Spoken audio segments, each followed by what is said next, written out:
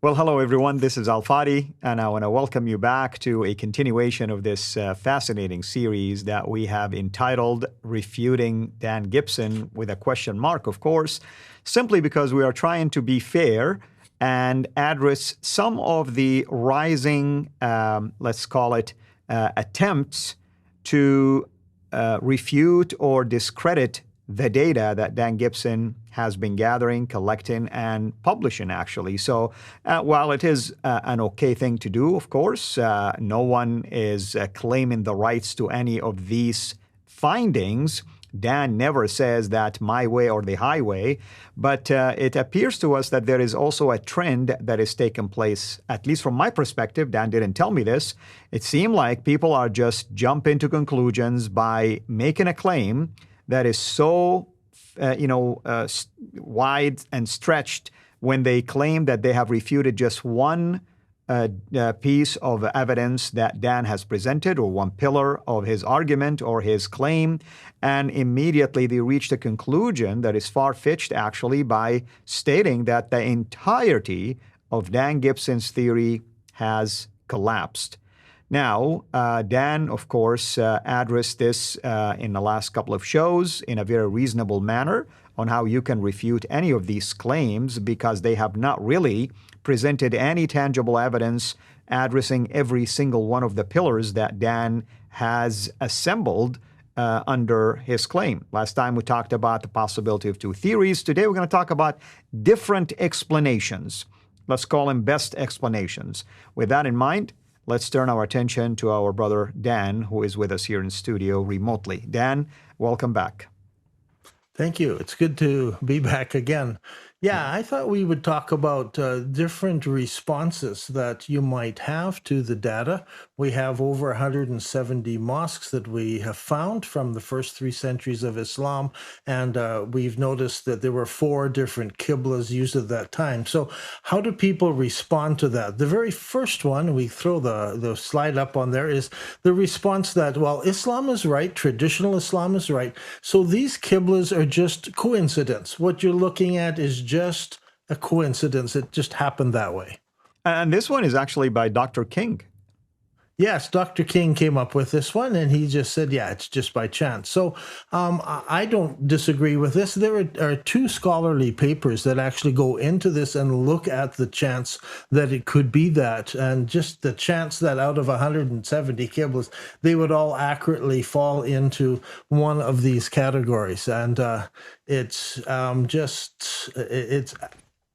astronomical that it wouldn't have happened. But there's more than that. I started thinking about this and thinking, what are the theological implications that, because Dr. King said they didn't know how to direct their qiblas outside of vision. Once they were away from Mecca, how do they figure out exactly where Mecca is? So they didn't know. And this argument of ignorance really started to disturb me, because what it means is that in Surah chapter 2, God speaks to Muslims in the Quran, and he says, you have a qibla, a direction of prayer, and that is towards Masjid al-Haram. And so they are to focus their prayers wherever they are in the world towards this place.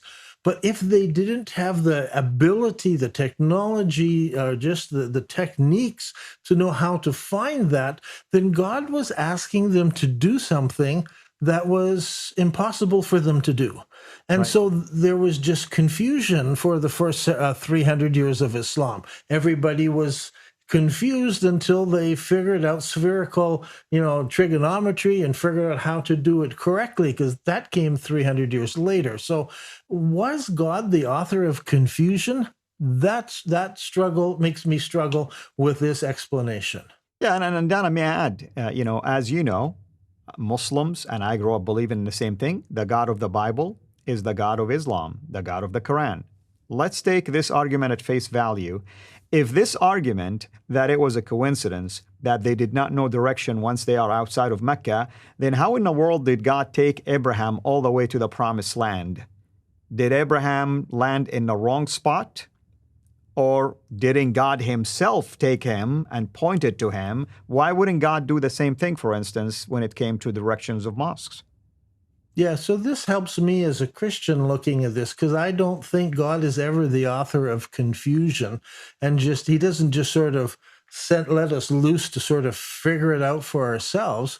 right? And so I struggle with this whole thing. It just doesn't seem right, and the papers are out there saying, it was actually quite systematic. So what's the next response we might get? And that is, people might say, well, Islam is right. We know that they would respond. So then Gibson must have lied about the qiblas, or else these are just put there, like to fool us or something, because traditional Islam has to be correct. And so the other response is, well, because there's no other theory. If somebody else came up with a good theory, we would all be very interested to hear it. Mhm. But the response, and I hear this all the time, you're a liar. You've just lied about this. You're twisting us. You're deceiving us with this. I hear that a lot. That's an ad hominem, actually, approach, which is pretty sad that when people revert to these kind of attacks simply because they're frustrated with the findings. So, Mm. how would you respond to this? Um, well, what my response is that there are numerous scholars who are looking into this. We have several scholars working together. Last month, we were looking at several mosques, and one of our, not last month, a couple months ago in the summertime, one of the scholars I'm working with jumped on a plane, and because I said the only way we can really tell, especially some of these mosques that were in a basement, more in the lower level, and a new mosque had been built on top, we got to fly there and test it. So he jumped on a plane and went over and spent a few days visiting more than a dozen different mosques, and testing them and talking with people and bringing in a GPS unit so he could check the orientation of the mosque. It's not just me. There are others out there. There are other scholars who are staking their reputations on this data. So I'm not lying. You have to believe me. I'm not lying. You can look at the data. You can go to the Qibla tool on the internet, on my website, nabatea.net. The Qibla tool allows you to move around. It's got Google Earth as the foundation, so you can go around. We give you the mosques. You just click on the name. It'll go there. You can zoom down. You can check the orientations yourself. It's all built in. It's quite simple, and you can see where this mosque faces. There's no trickery in the Qibla tool. All we do is give the coordinates, and and it just shows you Mecca's in this direction, Petra's in this direction, and so forth. And you can see it right there. So I'm not lying. Please check out these things, because we made all this information public so people can look and see for themselves. So let me go to, and thank you for affirming that, of course, the fact that there is data available for people to go and inspect it on their own. Now, what do you say to the claim or to the explanation that Islam actually is wrong and it's nothing more than a collection of lies that were invented later? Yeah, that's one I hear quite a bit from some people who are going, well, we all know that Muhammad didn't exist and Islam was invented 300 years later. It sounds nice. If you're only dealing with manuscripts, you might be able to argue that. But once we go to the archaeological sites, we can actually date sites. We date sites by the pottery found there. We date sites by the coins that are found there. And there's always things that are found, especially if they're building a wall and they use mortar and they mix up sand and goes in. Often there's bits and pieces that go in between the bricks. You can tell that this building was built, and hey, this stone or this pottery existed at that time, or this coin was found, or whatever. And so they can date these mosques quite reasonably. Some of them we can date by the manuscripts. They tell us that this mosque was built, and in such a year. You go there and you find, hey, there is a mosque, and it was there, and it is dated to that time. So I have a very hard time, because I find Umayyad mosques that are there. I can find a few Rashidun mosques that exist. So to say it was all invented later really goes against the archaeological data. And I appreciate that. I mean, here's my take also. And by the way, we're not saying that those who are reaching a conclusion that there is a later development. We're not talking about that. The later development, later collection, organization of a history of something that is called Islam is a fact that is becoming more and more clear right now.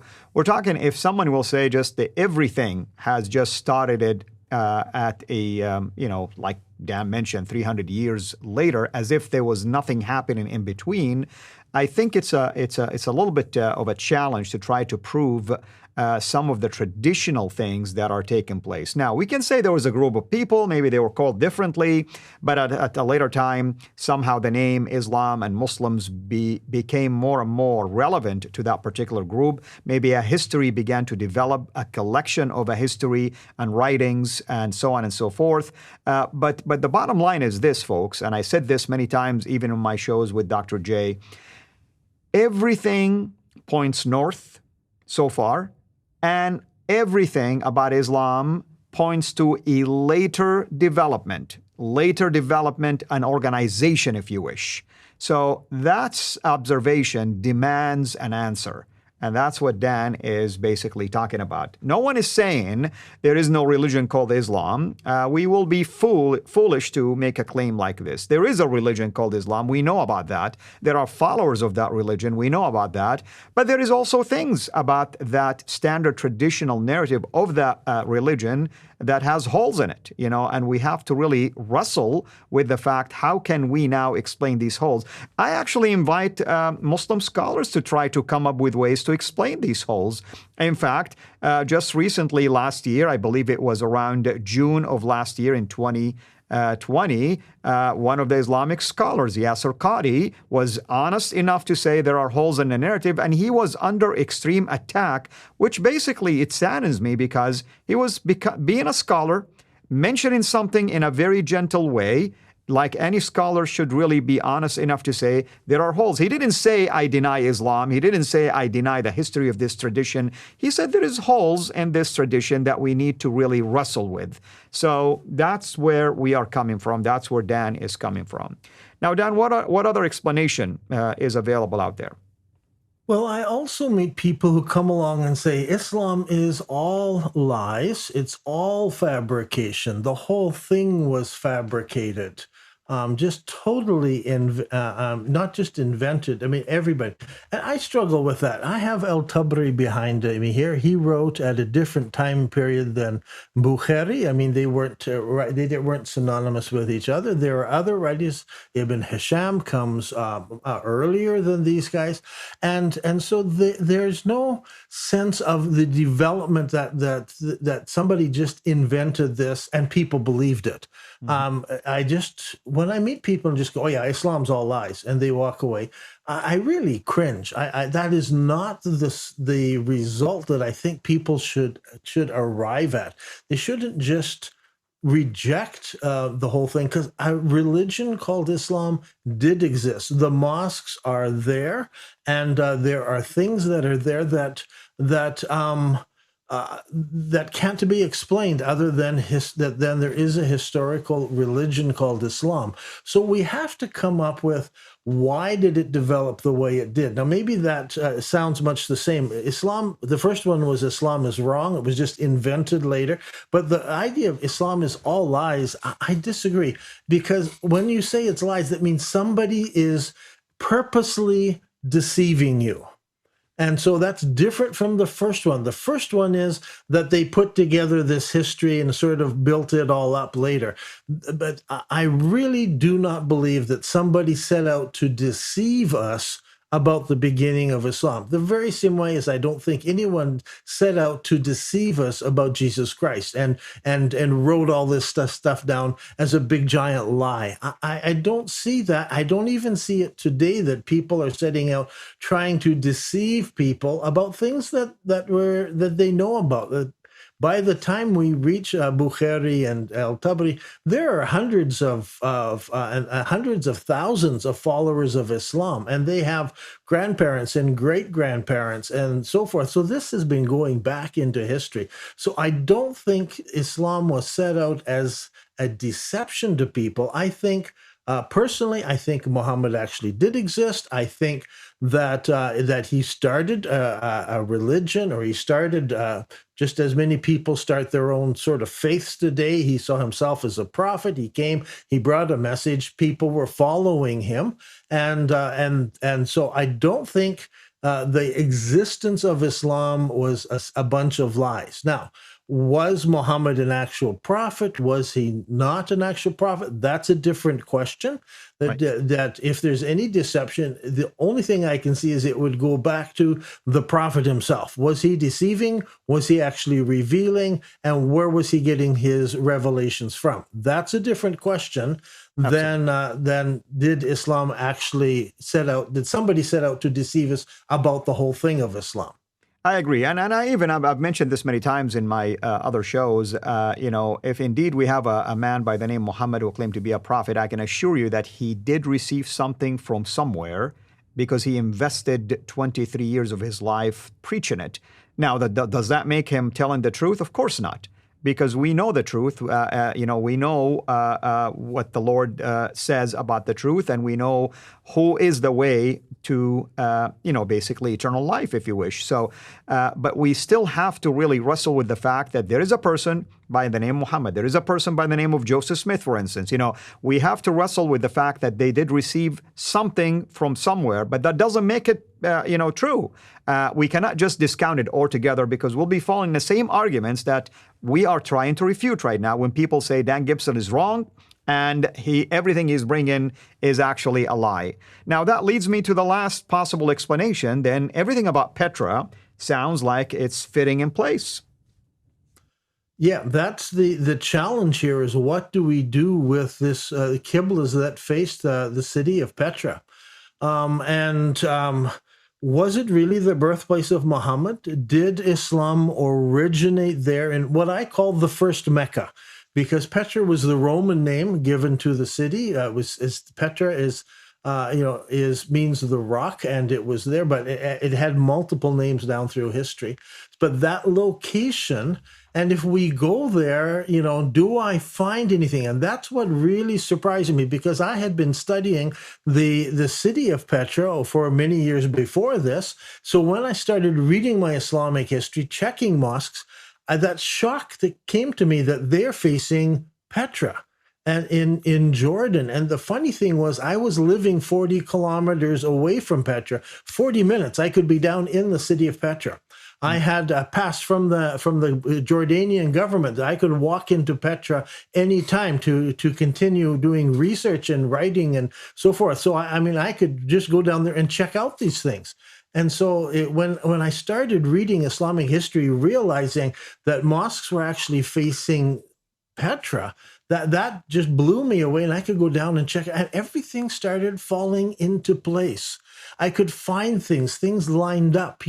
It said that in the ancient city of Mecca, there wasn't just one well. I mean, most Muslims tell me, yeah, Zamzam, but there were 10 different wells that were there. So I go to Petra, I walk around, and you know what? I start finding wells, ancient wells all around the city. It's like, okay, this is starting to fit. And I find in the middle of the city a structure that nobody can explain. And when I look at the measurements, it's exactly the same measurements that Azraqi tells us the first Kaaba was. So lots of things started falling into place. So the question is this true? Now, for me, this fits all of the criteria. I haven't found anything that disproves the Petra narrative. Now, some people argue, and they'll come and say, what about Zamzam? Well, for me, Zamzam is an argument for Petra, not against Petra. They say, well, you can't move Zamzam. Well, no, but you can move the name. And Right. The interesting thing is the Zamzamians used to live right where Petra was. So it makes sense that there is a well of Zamzam there, named after the ancient well, after the Zamzamians, who used water from that well long ago. So I think Petra fits all the criteria. I really don't see the other explanations working. Excellent, as always, Dan. Thank you so much. Next time, of course, we are going to continue to deal with more arguments. For instance, next time we're going to talk about the claim that idol worship was banned in the Byzantine Empire. And we would, of course, like to hear your refutation of that particular argument that is oftentimes used as if it's a mean to discredit, basically, your arguments for Petra. With that in mind, hopefully everyone has been enjoying this particular series that we have entitled Refuting Dan Gibson, of course, with a question mark. And, by the time we finish this particular series, you're going to have ample tools, everyone, to use it in your own research and also in refuting claims that you probably come across on YouTube or in comments on social media to make it look like Dan Gibson's theory has been decimated when in fact, maybe one side of Dan Gibson's have been under attack, but that doesn't mean the theory has been decimated at all. Thank you, Dan, as always. Thank you, everyone, for being here with us, and we look forward to seeing you next time. God bless. Thank you for watching this video. Be sure to like and subscribe to our channel, CIRA International, and click on the bell so that you receive notifications whenever we publish a new video or go live. I would also like to appeal to you to consider becoming a Patreon patron by clicking the link right below. By doing so, you can give towards the production of these videos. There are also other options for you where you can give to our channel. I thank you from the bottom of my heart.